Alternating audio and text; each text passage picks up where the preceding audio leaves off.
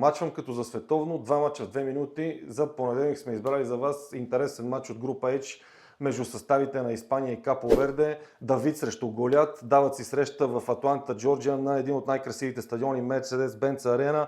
Виждате испанците, всичко налично. Ламин Ямал даже от няколко дена вече тренира, ще даде допълнителни опции, допълнителен стимул. Не очакваме да е титуляр, ще запише може би 20 на минути за обиграване.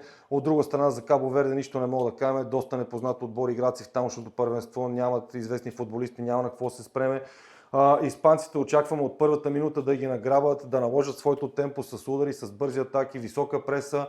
И тук единственият въпрос е с колко гол ще спечели Испания този матч. Очакваме да стартират ударно, да се заявят пред света. Нашата прогноза е Испания да спечели и да отбележи над 2 гола и половина.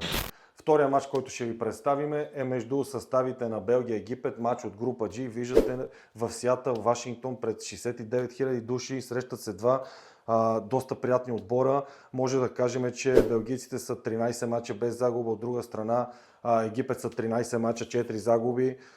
Белгийците влизат в топ форма, последните два мача бият, виждате Тунис 5-0, Кроатия бият 2-0, страхотни мачове, доста попадения вкарват нападателен футбол, може да отбележим Тросар, Дебройне, Доку, Кетелар може да играе Лукако напреде, очакват ни доста положения, голове. От друга страна виждате съставът на Египет, Салах, Мармуш и Трезге могат да отбележим едно и тримата не са в добра форма. Единият с 7 гола, другия с 3, единствено Трезге има 11 гола.